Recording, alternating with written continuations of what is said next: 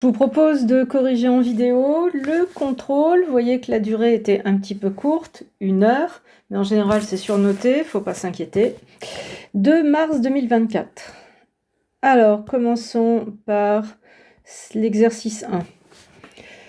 On est dans un contexte abstrait. On ne sait pas ce qu'il y a comme type de variable dans E, donc on pourra les nommer par défaut UVW, c'est ce qui a été choisi d'ailleurs ici, vous voyez. En supposant que UVW est libre, montrez que cette famille ici est libre aussi. Alors, on l'a déjà fait en TD, mais je vais le refaire dans cette vidéo. Donc, je déclare ma famille, soit F égale U plus V, V plus W, W plus U. Il y a 3 vecteurs dedans, donc je peux rien observer ici, tout est abstrait. Pour montrer que c'est libre, je vais poser comme d'habitude l'équation. Donc, je déclare mon équation. Elle s'appelle E. Mes inconnus, je les ai appelés ABC. Ici, vous regardez le corps, K espace vectoriel, donc ABC sont dans K. Avec K, ça peut être Q, R ou C, les corps usuels infinis.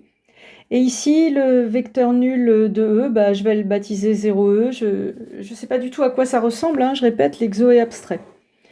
Alors, comme d'habitude, souvent pour résoudre ces choses-là, il faut ranger et trouver un système, très souvent. Et en effet, si on range, on peut ranger en mettant U, des U, il y en a A, et puis ici, il y en a C. Donc, je peux écrire qu'il y a A plus CU, plus en V, j'en ai A plus B. A plus B fois le vecteur V, plus le vecteur W, j'en ai B plus C. Et ça, c'est égal au vecteur nul de E, j'ai simplement rangé.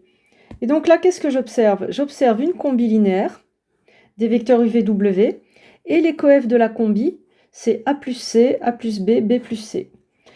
Mais comme on a supposé que la famille UVW est libre, j'ai le droit de dire que chaque coef de ma combi vaut 0.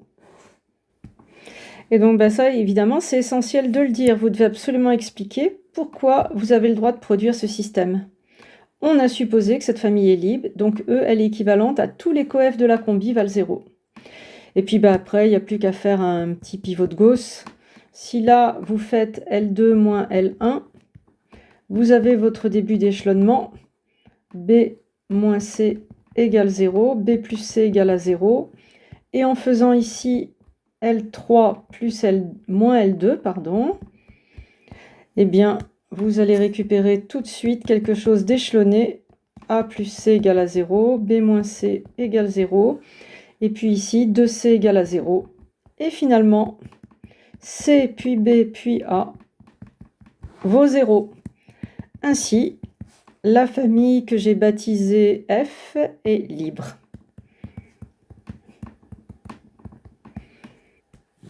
Passons à la réciproque. Donc, cette famille que j'ai baptisée F, on suppose qu'elle est libre.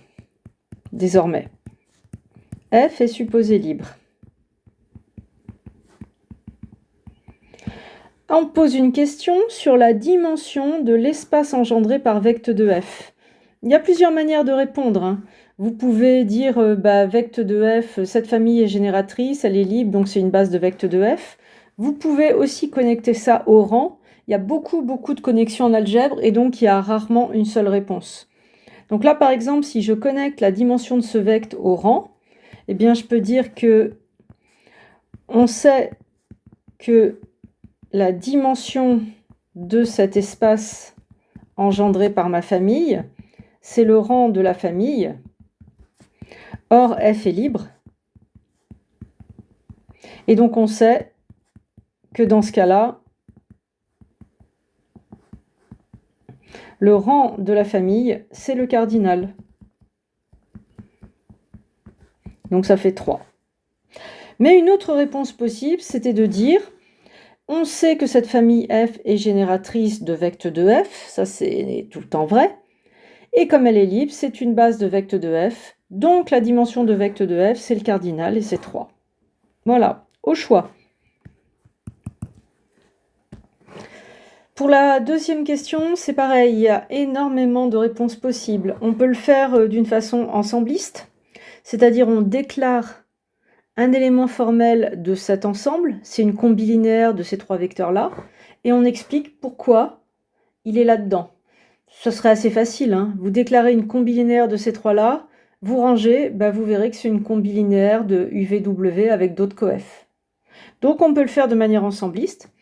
On peut le faire aussi de manière vectorielle. C'est-à-dire que ça, c'est le plus petit SEV qui contient UVW, et ça aussi.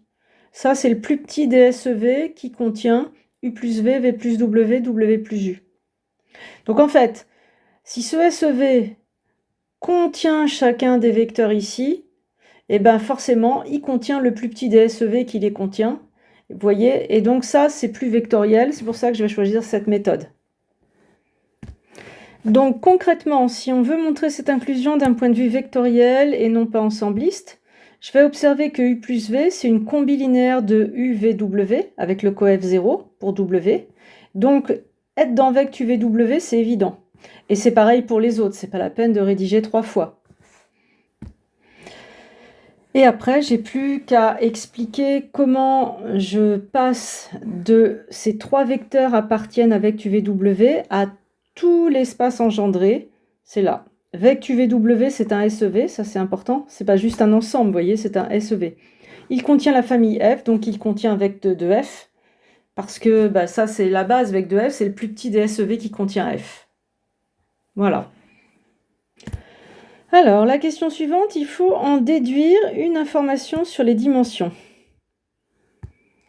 Alors, première info évidente, c'est que puisqu'on a cette inclusion, la dimension de cet espace ici est plus petite que la dimension de celui-là. Vect UVW. Ces dimensions, c'est des rangs. Dim de vect de F, ça peut se dire avec le rang d'une famille, inférieur au rang de la famille UVW. Or, F, elle a été supposée libre, donc le rang de F, c'est cardinal de F. Or, F libre, donc rang de F égale cardinal de F égale 3. Et donc, on obtient une première information, c'est que 3 est inférieur ou égal au rang de la famille UVW. Mais, carte mentale, le rang de la famille UVW, il y a une évidence, c'est que c'est inférieur ou égal au cardinal de cette famille. Le rang de UVW inférieur ou égal au cardinal de cette famille UVW, c'est-à-dire inférieur à 3. Et donc, votre rang, c'est forcément 3. Et c'est la dimension demandée.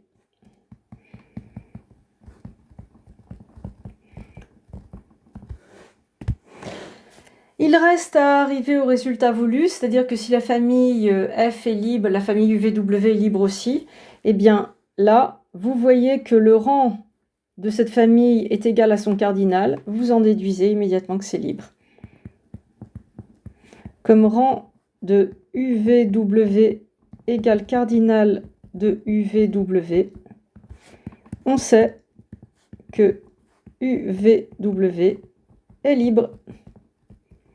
Je vous renvoie à votre carte mentale sur les rangs pour ce résultat. Donc vous voyez ici, l'exercice, il est très simple si on choisit de l'aborder du point de vue du rang.